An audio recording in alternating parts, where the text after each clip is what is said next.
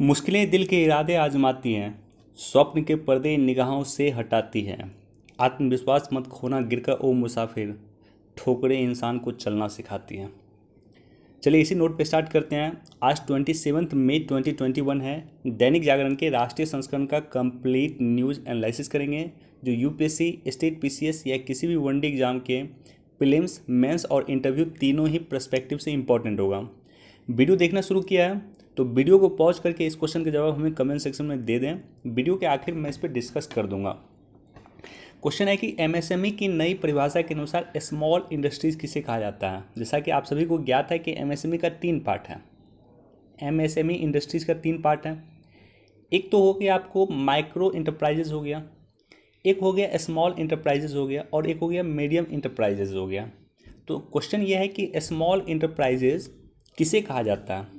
Option A है कि investment यानी निवेश 5 करोड़ से कम होना चाहिए और टर्नओवर 25 करोड़ से कम होना चाहिए। ऑप्शन बी है कि निवेश 10 करोड़ से कम होना चाहिए और टर्नओवर 50 करोड़ से कम होना चाहिए। ऑप्शन सी है कि निवेश 15 करोड़ से कम होना चाहिए और टर्नओवर 75 करोड़ से कम होना चाहिए। या ऑप्शन डी है निवेश 20 करोड़ से कम होना चाहिए और टर्नओवर 100 करोड़ से कम होना चाहिए। एक बार इस न्यूज़ को देख सकते हैं। बचाव के अभूतपूर्व इंतजाम किया गया था और खास करके अब कमज़ोर पड़ गया है यास तूफान। तो ये निश्चित तौर पे भारत के लिए अच्छा संकेत है। नए आईटी नियमों को व्हाट्सएप ने दी चुनौती। देखो व्हाट्सएप जो है, सरकार जो नया आईटी लॉ लाया था, आईटी नियम लाया था, उसके खिलाफ सरकार के खिलाफ गया है, केंद्र सरकार के खिलाफ गया है ये हाईकोर्ट, दिल्ली हाईकोर्ट। तो सबसे पहले तो ये जानो कि नया आईटी लॉ क्या था। देखो नए आईटी कानून को कहा गया था सूचना प्रौद्योगिकी मध्यवर्ती संस्थानों के लिए दिशा निर्देश और डिजिटल मीडिया आधार संहिता 2021 नियम, ये टोटल इसको कहा गया। अब देखो इसमें 3 पार्ट को रेगुलेट करने की चर्चा की गई थी। सबसे पहला था कि सोशल मीडिया को हमें रेगुलेट करना है। दूसरा है कि डिजिटल मीडिया को रेगुलेट करना, यानी जो बहुत सारा न्यूज़ चैनल आज के समय में यूट्यूब पे आपको मिल जाएगा। जैसे ललन टॉप की मैं बात करता हूँ तो ललन टॉप क्या है, एक डिजिटल मीडिया। तो डिजिटल मीडिया को हमें रेगुलेट करना था और इसी तरह से ओटीटी को हमें रेगुलेट करना था, ओवर द टॉप को हमें रेगुलेट करना था। जैसे अमेजॉन प्राइम पे आप मूवी देखते हैं तो अमेजॉन प्राइम क्या हो गया, हॉटस्टार क्या हो गया, ये सब हो गया ओटीटी प्लेटफॉर्म। कई सारे मूवी आज के समय में ओटीटी प्लेटफॉर्म पर रिलीज हो रहे हैं। तो ये तीनों को रेगुलेट करने के लिए सरकार ने ये नियम अधिसूचित किया था 25 फरवरी 2021 को। अब देखो इस जो अधिनियम था, इस अधिनियम को आईटी एक्ट 2000 में आया था, आईटी एक्ट, उसकी धारा 87 के तहत इससे पहले अधिसूचित किया गया था 2011 में। 2011 में जो अधिसूचित किया गया था उसके स्थान पे इसको लाया गया, राइट। आईटी एक्ट 2000 की धारा 87 के अनुसार इससे पहले रेगुलेशन के लिए 2011 में कानून लाया गया था, नियम लाया गया था, उसके स्थान पे 2021 में नया नियम लाया गया। अब देखो इसको सोशल मीडिया को क्या निर्देश दिया गया। सोशल मीडिया को निर्देश दिया गया है कि शिकायत निवारण तंत्र की अनिवार्यता, यानी शिकायत के निस्तारण हेतु एक शिकायत अधिकारी की नियुक्ति करनी होगी। इस शिकायत अधिकारी के नाम व संपर्क विवरण को साझा करना होगा। यानी भारत की सीमा के अंदर एक शिकायत अधिकारी को आपको नियुक्त करना होगा। अगर व्यक्ति शिकायत करता है, लोग शिकायत करता है, संस्था शिकायत करता है या सरकार शिकायत करता है आपसे किसी पर्टिकुलर पोस्ट को, तो उसको आप जो है रेगुलेट करने का काम करेंगे या उस पर आप जो है एक्शन लेने का काम करेंगे। शिकायत अधिकारी भेजी जाने वाली शिकायत को 24 घंटे के भीतर प्राप्त करेगा और प्राप्त होने के बाद 15 दिनों के भीतर इसका समाधान करेगा। यानी आपके पास जो भी शिकायत आएगा उसको 15 दिनों के अंदर आपको रिजॉल्व करना। उपयोगकर्ता की ऑनलाइन सुरक्षा और गरिमा सुनिश्चित करना, यानी कंटेंट की शिकायत मिलने के 24 घंटे के भीतर उसे हटाना होगा या उससे के प्रभाव को निष्क्रिय करना होगा यदि मामला संगीन अपराध का हो। यानी आपको शिकायत मिलता है तो आपके पास जो कंटेंट है सोशल मीडिया पे, मान लो कोई पोस्ट है, वो पोस्ट किसी गंभीर अपराध से जुड़ा हुआ, बलात्कार जैसी गंभीर अपराध से जुड़ा हुआ, तो ऐसी कंडीशन में उस पोस्ट को 24 आवर के भीतर हटाना होगा। प्रमुख सोशल मीडिया द्वारा अतिरिक्त जांच पड़ताल का पालन। नए नियमों के अनुसार मुख्य अनुपालन अधिकारी एक नोडल संपर्क व्यक्ति एक रेजिडेंट शिकायत अधिकारी की नियुक्ति करना आवश्यक है। ये सारी की सारी नियुक्ति भारत में करना होगा, भारत के लोगों में से इनकी नियुक्ति करना होगा, राइट। और साथ ही साथ आपको एक मासिक रिपोर्ट सरकार को सबमिट करना होगा। मासिक रिपोर्ट सबमिट करना होगा जिसमें कितना शिकायत मिला आपको और कितनी शिकायत का आपने अनुपालन किया, कितनी शिकायत के आधार पर कितने पोस्टों को आपने हटाया, इस सब का उल्लेख करना होगा। तो ये जो है नियम लाया गया था। और सबसे इम्पॉर्टेंट देखो, जिसको लेकर के अभी व्हाट्सएप गया है कोर्ट, वो इस प्रोविज़न को लेकर के गया है। और व्हाट्सएप ने कहा है कि गोपनीयता का कानून, गोपनीयता का अधिकार भारत में मौलिक अधिकार है, निजता का अधिकार भारत में एक मौलिक अधिकार है और मौलिक अधिकार की सुरक्षा के कारण हम ये चीज़ें सरकार को प्रोवाइड नहीं कर सकते हैं। तो इसको ध्यान से सुनना, ये क्या मैटर है। मैटर ये है कि फर्स्ट सेंडर की पहचान सुनिश्चित हो, भारत की एक संप्रभुता, अखंडता, राज्य की सुरक्षा, विदेशी राज्यों के साथ मैत्रीपूर्ण संबंध, सार्वजनिक व्यवस्था इत्यादि अपराध की रोकथाम और पता लगाने के लिए जो फर्स्ट सेंडर है उसकी पहचान हो। जैसे दिल्ली हिंसा हुआ या मान लेते हैं कि किसी पर्टिकुलर जगह पे कोई हिंसा होता है, आपने देखा होगा किस तरह से व्हाट्सएप के माध्यम से हिंसा फैलाया जाता है, व्हाट्सएप के माध्यम से लोगों को एकत्रित किया जाता है, व्हाट्सएप के माध्यम से लोगों को उत्प्रेरित किया जाता है, राइट। तो हिंसा फैलाने वाला जो न्यूज़ है, लोगों के पास जो न्यूज़ पहुंच जाता है, वो जो फर्स्ट सेंडर है जिसने उस न्यूज़ को क्रिएट किया, राइट, जिसने उस न्यूज़ को बनाया है, जिसने उस न्यूज़ को क्रिएट किया, जिसने उस फेक न्यूज़ को क्रिएट किया है, उसकी पहचान सुनिश्चित हो। केंद्र सरकार ने कहा है कि अगर मामला कोई मान लेते हैं कि भारत की एकता और अखंडता का हो, राज्य की सुरक्षा का हो, या विदेशी राज्य के साथ या विदेशी देश के साथ हमारे मैत्रीपूर्ण संबंध को लेकर के हो, किसी तरह का कोई सेंसिटिव इशू हो, तो वैसे कंडीशन में आपको हमें ये बताना होगा कि इस पोस्ट को क्रिएट किसने किया था। फर्स्ट सेंडर का इन्फॉर्मेशन, जो सबसे पहले उस पोस्ट को क्रिएट किया था, उसका इन्फॉर्मेशन हमें आपको देना होगा, राइट। और ये ज़रूरी भी है। मान लेते हैं कि कहीं भी कोई अपराध हुआ है, उस अपराध को क्रिएट किसने किया, आपके पास व्हाट्सएप का फॉरवर्ड मैसेज पहुंच गया, लेकिन उस फॉरवर्ड मैसेज को क्रिएट किसने किया था, तो इसका इन्फॉर्मेशन आप हमें देंगे। ये कहना है सरकार का व्हाट्सएप से। अब व्हाट्सएप ने क्या किया, व्हाट्सएप ने कहा कि ये इन्फॉर्मेशन हम आपको नहीं दे सकते हैं, क्योंकि ये इन्फॉर्मेशन देना व्यक्ति के निजता के अधिकार के खिलाफ। और इसके लेकर के व्हाट्सएप पहुंच गया दिल्ली हाई कोर्ट केंद्र सरकार के खिलाफ, और देखते हैं दिल्ली हाई कोर्ट क्या डिसीजन देता है। लेकिन बेसिकली इस इशू को लेकर के व्हाट्सएप ये जो न्यूज़ दिया हुआ, ये इस इशू को लेकर के। चलिए, इसके अलावा क्या है, गैर कानूनी सूचना को हटाना, अदालत के आदेश के रूप में या अधिकृत अधिकारी के माध्यम से एक उपयुक्त सरकार या उसकी एजेंसियों द्वारा अधिक सूचित वास्तविक जानकारी मिलने पर मध्यस्थों द्वारा पोषित किसी जानकारी का प्रकाशन नहीं किया जाना चाहिए। यानी हमारे देश की एकता और अखंडता के नाम पे अगर कोई पोस्ट होगा और सरकार उसको मना करेगी तो उसको आपको हटाना होगा, उसको आपको डिलीट करना होगा। तो ये सब दिशा निर्देश दिया गया था सोशल मीडिया कंपनी को, खास करके व्हाट्सएप को, खास करके ट्विटर को, खास करके फेसबुक को। और इसमें किसी भी जो प्रोविज़न था उसका अनुपालन नहीं किया गया सोशल मीडिया के द्वारा, ना तो यूट्यूब के द्वारा किया गया, ना तो व्हाट्सएप के द्वारा किया गया, फेसबुक के द्वारा किया गया, ट्विटर के द्वारा किया गया, इंस्टाग्राम के द्वारा किया गया, किसी के द्वारा नहीं किया गया। किसी के द्वारा शिकायत निवारण अधिकारी की नियुक्ति नहीं किया गया। तो देखते हैं सरकार इस पर अब क्या एक्शन लेती है। अब देखो, इसी तरह से OTT के लिए अलग से नियम लाया गया और इसी तरह से डिजिटल मीडिया के अलग से नियम लाया गया। इस पर बाद में डिस्कस कर दूंगा, या इस पर एक स्पेशल वीडियो बना के डिस्कस कर दूंगा।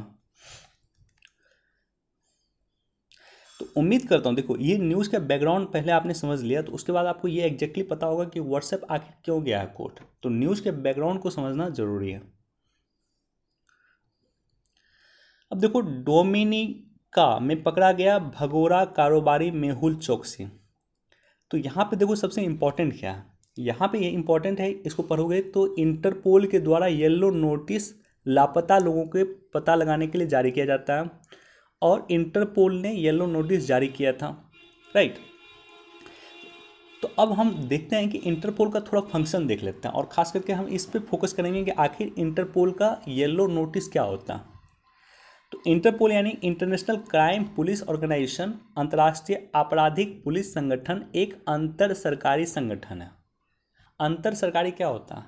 जब सरकार और सरकार किसी संगठन का पार्ट हो तो उसे अंतर सरकारी संगठन कहते हैं। जैसे यूनाइटेड नेशन जो 194 देशों के पुलिसों के बीच समन्वय स्थापित करने का काम करता है। और भारत में जो है इंटरपोल के सहयोगी कौन है? CBI, central bureau of investigation, Bharat में नेशनल सेंट्रल ब्यूरो के रूप में नामित किया गया है और इंटरपोल का सहयोगी के रूप में काम करता है। इंटरपोल का हेडक्वार्टर कई बार पूछ देता है आपको वनडे एग्जाम वगैरह में, तो फ्रांस के लियोन सिटी में इंटरपोल का हेडक्वार्टर है। इंटरपोल 7 प्रकार के नोटिस जारी करते हैं। सबसे पहला नोटिस होता है रेड कॉर्नर नोटिस। यह नोटिस सभी इंटरपोल सदस्यों में संदिग्धों को ट्रैक करने और उसके गिरफ्तार करने के लिए सुरक्षा एजेंसी के द्वारा जारी किया जाता है। मान लो कोई आतंकवादी है, उसको आप गिरफ्तार करना, तो ऐसी कंडीशन में आपको रेड नोटिस जारी किया जाएगा, यानी इमीडिएटली उसे गिरफ्तार करो। येलो नोटिस बेसिकली लापता व्यक्तियों की खोजने के लिए, लापता लोग जो हैं उसके खोजने के लिए येलो नोटिस जारी किया जाता है। और लापता नाबालिगों के लिए भी जारी किया जाता है। मान लो बच्चा है गुम हो गया उसके लिए भी, और लापता व्यक्ति जो है उसके लिए भी ये नोटिस जारी किया जाता है। और साथ ही साथ उन व्यक्तियों की पहचान जो अपना पहचान स्वयं बताने में असक्षम हो या अपना पहचान छुपा रहे हो, जैसे मेहुल चोकसी अपना पहचान मान लो ये छुपा रहा है, तो ऐसे लोगों को पहचानने के लिए हम येलो नोटिस जारी करते हैं, यानी इंटरपोल येलो नोटिस जारी करता है। लापता लोगों की पहचान के लिए, लापता नाबालिगों की पहचान के लिए, जो अपना पहचान छुपाता ऐसे लोगों के लिए येलो नोटिस जारी किया जाता है। ब्लैक नोटिस अज्ञात शव, मतलब ऐसा शब्द जिसका कोई इन्फॉर्मेशन ना हो उसकी जानकारी देने के लिए जारी किया जाता है। ग्रीन नोटिस ऐसे व्यक्ति की आपराधिक गतिविधियों की चेतावनी जारी करना है जिसे सार्वकालिक सुरक्षा के लिए संभावित खतरा माना जाता है। मतलब जिसपे वर्तमान में जिसपे खतरा नहीं है लेकिन इस व्यक्ति से खतरा संभावित है, हो सकता है, उसको चेताने के लिए ये ग्रीन नोटिस जारी किया जाता है। ऑरेंज नोटिस किसी घटना, व्यक्ति, वस्तु या प्रक्रिया को सार्वजनिक सुरक्षा के लिए एक गंभीर खतरा मान के चेतावनी, मतलब ये गंभीर खतरा है, राइट। कोई व्यक्ति किसी संस्था के लिए, किसी देश के लिए, किसी जगह के लिए गंभीर खतरा है तो ऐसे कंडीशन में ऑरेंज नोटिस जारी किया जाता है। पर्पल नोटिस अपराधियों द्वारा उपयोग किए जाने वाले स्थानों, प्रक्रियाओं, वस्तुओं, उपकरणों या छिपने के स्थानों के बारे में जानकारी प्रदान करने के लिए, अपराधी कहाँ आया था, किस स्थान पर छिपा था, किस वस्तु का प्रयोग किया था, इन सब की जानकारी के लिए पर्पल नोटिस का प्रयोग किया जाता है। और ब्लू नोटिस, यह नोटिस किसी अपराध के संबंध में व्यक्ति की पहचान या स्थान या गतिविधि के अतिरिक्त जानकारी एकत्र करने के लिए, यानी जो पर्पल नोटिस है, पर्पल नोटिस के अलावा अन्य इन्फॉर्मेशन प्राप्त करने के लिए हम ब्लू नोटिस जारी करते हैं। इंटरपोल संयुक्त राष्ट्र सुरक्षा परिषद विशेष नोटिस उन व्यक्तियों या समूहों के लिए जारी किया जाता है जो व्यक्ति या समूह यूनाइटेड नेशन में प्रतिबंध के आसीन है। जैसे मसूद अजहर यूनाइटेड नेशन में प्रतिबंधित सूची में शामिल है, तो उसके लिए ये नोटिस जारी किया जाता है जिसको कहा जाता है इंटरपोल संयुक्त राष्ट्र सुरक्षा परिषद विशेष नोटिस। तो इस तरह से 7 नोटिस है जो जारी किया जाता है और इनके लिए इंटरपोल ने जारी किया था येलो नोटिस।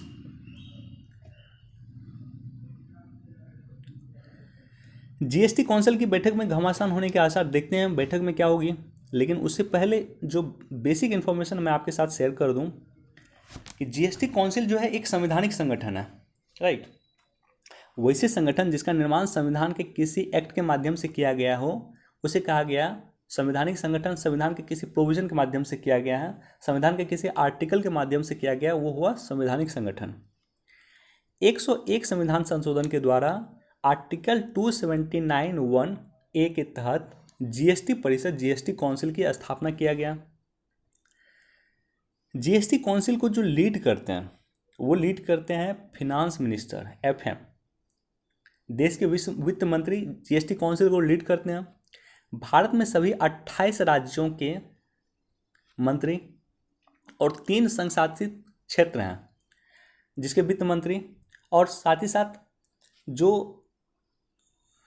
कुल मिलाकर के टोटल 31 सदस्य इसमें शामिल होते हैं। 28 राज्य हैं और 3 संशासित प्रदेश हैं, जैसे हो गया दिल्ली, पुदुचेरी और जम्मू कश्मीर। तो यहाँ के वित्त मंत्री, दिल्ली का वित्त मंत्री, पुदुचेरी का वित्त मंत्री और जम्मू कश्मीर का वित्त मंत्री, टोटल 31 मेंबर जो है इस समिति में होते हैं। और इसको लीड कौन करते हैं? तो फिनांस मिनिस्टर। अब देखो ये जो है एक फेडरल बॉडी माना जाता है और 75% मत के आधार पे 75% मत के आधार पे कोई निर्णय जीएसटी काउंसिल में होता है। तो ये बेसिक इन्फॉर्मेशन है जो आपको जानकारी होना चाहिए।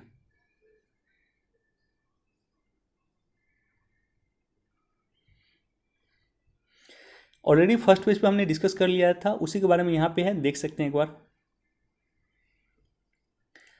कोरोना को हराने के में टीका का महत्वपूर्ण भूमिका, एक बार इसको भी पढ़ लेना। और खास करके ये जो है अभी भी बुद्ध की शिक्षाओं से सीख रहा हूँ। कल बुद्ध जयंती थी, उसको लेकर के दलाई लामा ने कहा है कि बुद्ध की जो शिक्षा थी वो 2600 वर्ष पहले जितनी प्रासंगिक थी आज भी उतनी ही प्रासंगिक है।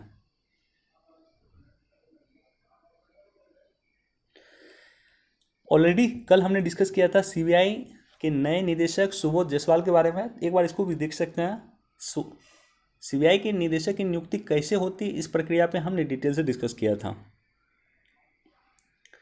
अब देखो नेपाल पे भारत की चुप्पी, चीन ने बढ़ाए कदम, तो इसको लेकर के मैं अलग से नेपाल संबंधों को लेकर के मैं डिस्कस करूंगा।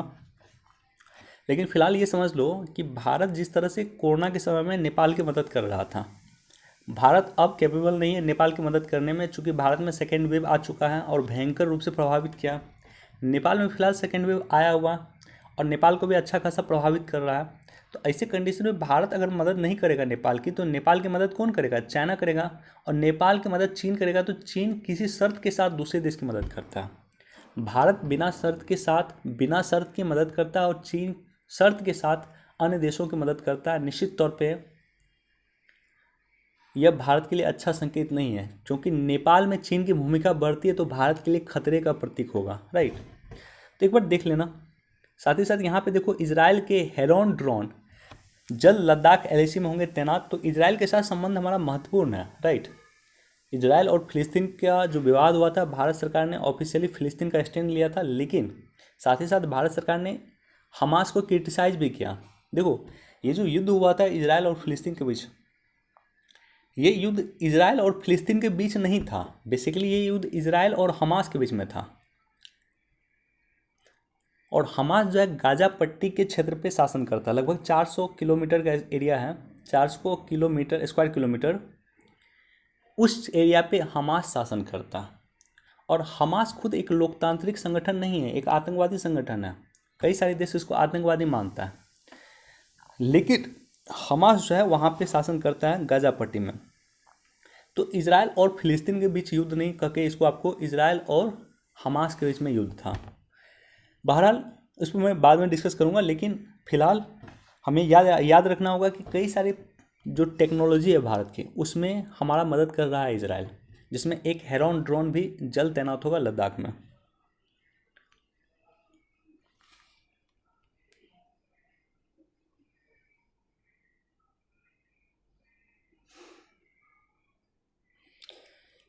बेअसर रहा कृषि सुधार कानून विरोधी प्रदर्शन।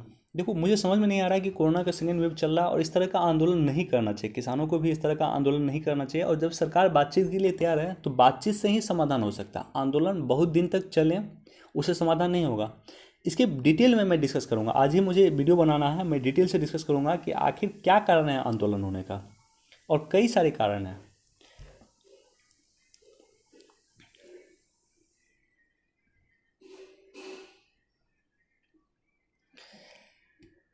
जीएसटी काउंसिल ने बनाए 2 मंत्री समूह, एक बार देख लेना। ऑलरेडी हमने जीएसटी काउंसिल का जो बेसिक कॉन्सेप्ट है उस पर डिस्कस कर लिया है। अब देखो यहाँ पे है मुद्रा योजना के तहत बैंकों ने बांटे 15 लाख करोड़। तो मुद्रा योजना की जो शुरुआत हुई थी 2015 में हुई थी। 28 अप्रैल 2015 को प्रधानमंत्री मुद्रा योजना की शुरुआत हुई थी। अब देखो इसमें जो है 3 तरह के ऋण देने की बात किया गया था। एक तो शिशु था, एक किशोर था और एक तरुण था। शिशु प्रकार की ऋण के तहत 50,000 रुपये से कम का ऋण दिया जाता था, 50,000 रुपये से कम का लोन दिया जाता था। किशोर प्रकार के ऋण के तहत 50,000 से 5 लाख रुपए तक की ऋण दिया जाता था और तरुण प्रकार के ऋण के तहत 5 लाख से 10 लाख रुपए तक का ऋण दिया जाता था। 3 कैटेगरी में ऋण डिवाइड था जिसमें ऋण दिया जाता था। बाकी और कुछ खास नहीं, एक बार इसको पढ़ लेना। लेकिन देखो ये सब जो न्यूज होता है, जैसे मुद्रा योजना बहुत पहले की योजना है, लेकिन चूंकि चर्चा में रिसेंट आ गया कि 15 लाख करोड़ रुपए बांटा गया और बहुत बड़ा अमाउंट होता है, तो ऐसे कंडीशन में आपको बैकग्राउंड में चीज़ें जाकर देखनी चाहिए कि आखिर मुद्रा योजना क्या थी।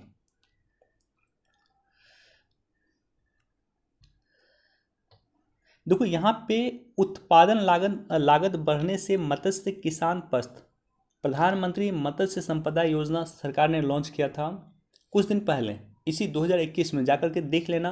मत्स्य सेक्टर को रिफॉर्म्स करने के लिए हम क्या क्या कर रहे हैं, यानी फिशरीज सेक्टर को रिफॉर्म्स करने के लिए हम क्या क्या कर रहे हैं, सरकार की क्या क्या नीति है और सरकार क्यों इतना सजग है, तो एक बार जाकर के देख लेना। मत्स्य को, मछुआरे को भी केसीसी के तहत शामिल किया गया, राइट। किसान क्रेडिट कार्ड जो है मछुआरे को भी मिल पाएगा, इसको भी शामिल किया गया है। पीएफआरडीए का पेंशन फंड आकार 6 लाख करोड़ के पार। पीएफआरडीए जो है एक संस्था है, ये संस्था पेंशन को रेगुलेट करने का काम करती है। देश भर में जितना पेंशन का, जैसे बैंकिंग को रेगुलेट करने का काम करती है कौन, आरबीआई। इसी तरह से आप देखोगे सेबी शेयर मार्केट को रेगुलेट करने का काम करती है। इसी तरह से पेंशन को रेगुलेट करने का काम करती है पीएफआरडीए। अब देखो देश में नेशनल पेमेंट सिस्टम है, इस पर यूपीएससी ने क्वेश्चन पूछा था, आई थिंक 17 या 18 में क्वेश्चन पूछा था। नेशनल पेमेंट सिस्टम में कहा गया है कि केंद्र सरकार ने 1 जनवरी 2004 से राष्ट्रीय पेंशन प्रणाली की शुरुआत की थी और सशस्त्र बलों को छोड़कर, यानी सशस्त्र बल में जो थे उसको शामिल नहीं किया गया, बाकी सभी इसमें शामिल है। नेशनल पेंशन योजना की भी जो जिम्मेदारी दी गई थी, इसको रेगुलेट करने की जिम्मेदारी थी, वो थी पीएफआरडीए के पास। अटल पेंशन योजना, जितना भी पेंशन योजना है सबको रेगुलेट करने की जिम्मेदारी, अटल पेंशन योजना की भी रेगुलेट करने की जिम्मेदारी दिया गया है पीएफआरडीए के तहत। जब भी ऐसी संस्था का जिक्र हो तो जाकर के हो सके तो वेबसाइट देख लो एक बार। पीएफआरडीए का वेबसाइट खोलो, सिंपल है, गूगल पे, और आपको मिल जाएगा। पीएफआरडीए मिनिस्ट्री ऑफ फिनांस, वित्त मंत्रालय के अधीन एक रेगुलेटिंग बॉडी है। इस अधिनियम को, यानी पीएफआरडीए के जो अधिनियम है उसको 2013 में अधिसूचित किया गया था और 2014 से इसको लागू किया गया था। इसमें एक अध्यक्ष होते हैं और 6 से अधिक सदस्य नहीं होना चाहिए। इसमें कहा गया है कि एक अध्यक्ष होगा और 6 से अधिक सदस्य नहीं होना चाहिए, यानी 6 से कम सदस्य हो सकते हैं, 4 सदस्य हो सकते हैं, 3 सदस्य हो सकते हैं, 5 सदस्य हो सकते हैं, राइट। तो एटलीस्ट जो है उसमें 6 में 3 सदस्य जो है होल टाइम मेंबर होना चाहिए, यानी पूर्णकालिक सदस्य होना चाहिए। 6 सदस्य में 3 सदस्य पूर्णकालिक सदस्य होना चाहिए। तो इस तरह से इस बॉडी का कंस्ट्रक्शन है, संरचना है। तो बेसिक पॉइंट से यूपीएससी नॉर्मली क्वेश्चन पूछता है, और ये जो मैंने डिस्कस किया नेशनल पेंशन स्कीम के बारे में, इससे भी क्वेश्चन यूपीएससी ने पूछा था। प्रीवियस ईयर का क्वेश्चन जरूर जाकर देखना मेरे पेज पे, आपको यूट्यूब चैनल पे आई थिंक 16 से लेकर के 15 से लेकर के 15, 2015, 16, 17, 18 और 19 का यूपीएससी प्रीवियस ईयर का पेपर सॉल्व पेपर मिल जाएगा। तो उसमें कैसे हमने सॉल्व किया है, उसका क्या क्या ट्रिक्स हमने यूज किया, सब उसमें डिटेल से हमने डिस्कस किया है। तो जा करके देख लेना, आपको लिंक डिस्क्रिप्शन में मिल जाएगा, या वीडियो में जो है प्लेलिस्ट ऑलरेडी मैंने बना दिया है यूपीएससी पीटी के नाम से, उस प्लेलिस्ट को खोलना, उसमें आपको सारा वीडियो मिल जाएगा। यूपीएससी प्रीवियस ईयर का सॉल्व पेपर निश्चित तौर पे जाकर देखना। देखो ज़रूरत नहीं है, बहुत ज़्यादा इंपॉर्टेंट मुझे दिख नहीं रहा, अगर पढ़ना तो एक बार आप लोग पढ़ लेना, लेकिन बहुत ज़्यादा मुझे दिख नहीं रहा।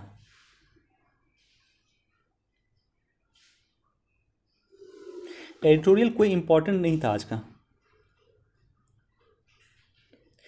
पर्यावरण नियम पे राज्यों को एसओपी जारी करे केंद्र सरकार। एसओपी स्टैंडर्ड ऑपरेटिंग प्रोसीजर केंद्र सरकार जारी करे, ये कहना है एनजीटी का। तो एक बार देख सकते हैं। बाकी एनजीटी अपने आप में काफ़ी इंपॉर्टेंट है, हमने कई बार डिस्कस किया है। एनजीटी 7 महत्वपूर्ण ऐसे कानून है जिसके कारण एनजीटी एक्शन ले सकती है, जिस पे एनजीटी एक्शन लेती है, जिसकी अगर मान लो अवहेलना होती है, उस कानून का दुरुपयोग होता है तो एनजीटी एक्शन ले सकती है। और 2 ऐसे महत्वपूर्ण कानून हैं जो एनजीटी के दायरे से बाहर रखा गया।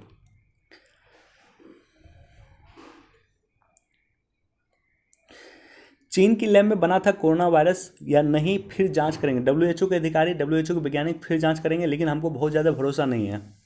एक बार इसको भी देख लेना, हाइड्रोजन ऊर्जा के दम का एफिल टावर, यानी हाइड्रोजन ऊर्जा के दम पे जो है एफिल टावर को दमकाया गया है।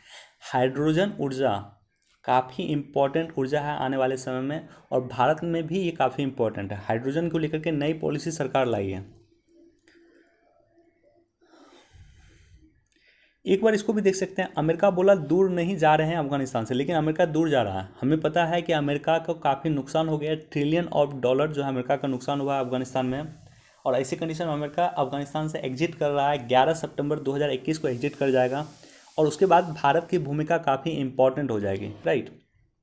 यूएन प्रमुख के गुतेरस के दूसरे कार्यकाल के लिए भारत ने समर्थन किया। भारत ने कहा है कि हम इसका समर्थन करते हैं। 2022 से 5 वर्ष के लिए नया कार्यकाल का जो चुनाव होगा उसमें भारत ने इसका समर्थन किया। देखो, फेसबुक पे जिस तरह का अभी भारत में चल रहा है उस तरह का यूरोपीय यूनियन में भी चल रहा है, और यूरोपीय यूनियन में बहुत ही टफ कानून है। डाटा प्रोटेक्शन को लेकर के जीडीपीआर कानून है, काफ़ी टफ कानून है। देखो, इस पे भी यूपीएससी पीटी ने क्वेश्चन पूछा है। जीडीपीआर यूरोपीय यूनियन का general data protection regulation, general data protection regulation यूरोपीय यूनियन का कानून है, काफ़ी टफ कानून है। इसमें काफ़ी फाइन का प्रोविज़न किया गया। तो यूरोपीय यूनियन में भी फेसबुक को लेकर के विश्वासघात का आरोप चल रहा है, देखते हैं उस पर क्या होता है।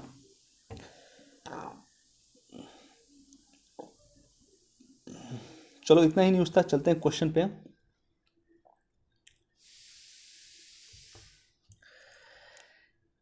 देखो, एमएसएमई की 3 इंडस्ट्री जैसे मैंने कहा, पहला हो गया माइक्रो। माइक्रो में जो है टर्नओवर 1 करोड़ से कम होना चाहिए। सॉरी, निवेश जो है 1 करोड़ से कम होना चाहिए, इन्वेस्टमेंट 1 करोड़ से कम होना चाहिए, और टर्नओवर 5 करोड़ से कम होना चाहिए। माइक्रो इंडस्ट्रीज में कहा गया। स्मॉल में जो कहा गया वो कहा गया कि 10 करोड़ से कम का इन्वेस्टमेंट होना चाहिए और 50 करोड़ से कम का टर्नओवर होना चाहिए। और क्लियर हो गया माइक्रो और स्मॉल में क्या क्या कहा गया। अब देखो, मीडियम में जो है, मीडियम की परिभाषा 2 बार चेंज की गई है, और महज 1 से 1.5 महीने के अंदर चेंज किया गया। तो माइक्रो में पहले कहा गया था कि इन्वेस्टमेंट जो है 20 करोड़ से कम होना चाहिए और टर्नओवर 100 करोड़ से कम होना चाहिए। बाद में 1 जुलाई 2020 से फिर डेफिनेशन को चेंज किया गया और कहा गया है कि 50 करोड़ से कम होना चाहिए इन्वेस्टमेंट, और टर्नओवर 250 करोड़ से कम होना चाहिए। तो वर्तमान जो परिभाषा है वो हमारे पास जो है माइक्रो की परिभाषा है कि इन्वेस्टमेंट 1 करोड़ से कम, टर्नओवर 5 करोड़ से कम। स्मॉल की परिभाषा है कि इन्वेस्टमेंट 10 करोड़ से कम, टर्नओवर 50 करोड़ से कम। और मीडियम की परिभाषा है कि इन्वेस्टमेंट 50 करोड़ से कम और टर्नओवर 250 करोड़ से कम होना चाहिए। तो इस तरह से हमारा आंसर क्या होता है? आंसर ऑप्शन बी होता है। निवेश 10 करोड़ से कम होना चाहिए और टर्नओवर टोटल 50 करोड़ से कम होना चाहिए। ऐसी कंपनी को ही हम स्मॉल इंटरप्राइजेज कहेंगे। चलिए, वीडियो देखने के लिए धन्यवाद। Thank you so much.